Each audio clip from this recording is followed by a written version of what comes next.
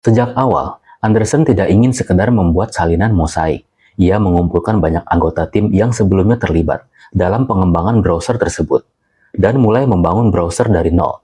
Dan hasilnya adalah Netscape Navigator. Ketika Netscape Navigator 1.0 dirilis pada Desember 1994, dampaknya langsung terasa. Browser ini menawarkan performa yang lebih baik dan pengalaman pengguna yang jauh lebih nyaman dibandingkan para pesaingnya. Dalam waktu hanya beberapa bulan, Netscape menjadi nama yang identik dengan internet. Popularitasnya tumbuh dengan kecepatan yang luar biasa pada masa ketika jumlah pengguna internet dunia masih relatif kecil. Bagi banyak orang yang baru mengenal internet, browser pertama yang mereka gunakan bukan Internet Explorer, melainkan Netscape. Namun kesuksesan Netscape bukan hanya soal jumlah pengguna. Browser ini juga membawa berbagai inovasi yang kemudian menjadi fondasi web modern. Di era Netscape, konsep cookie mulai diperkenalkan untuk menyimpan informasi sesi pengguna.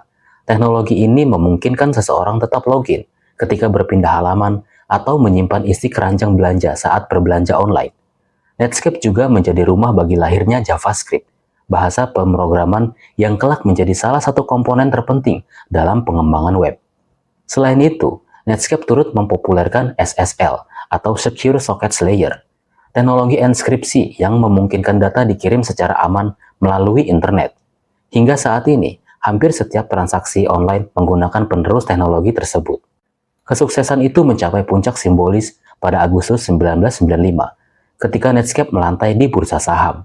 Yang membuat peristiwa ini begitu bersejarah bukan hanya karena perusahaan tersebut masih sangat muda, tetapi karena model bisnis internet saat itu belum benar-benar terbukti. Tapi, investor tetap berebut membeli sahamnya.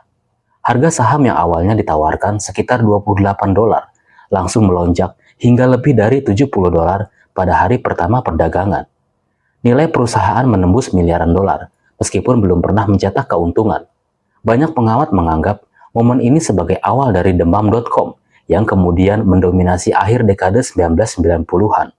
Sementara media sibuk memberitakan keajaiban baru bernama internet, wajah Mark Anderson muncul di berbagai majalah bisnis dan teknologi.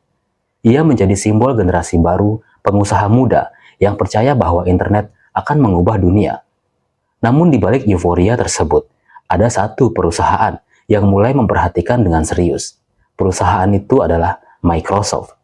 Pada saat Netscape tumbuh menjadi browser paling populer di dunia, Microsoft justru masih fokus pada peluncuran Windows 95.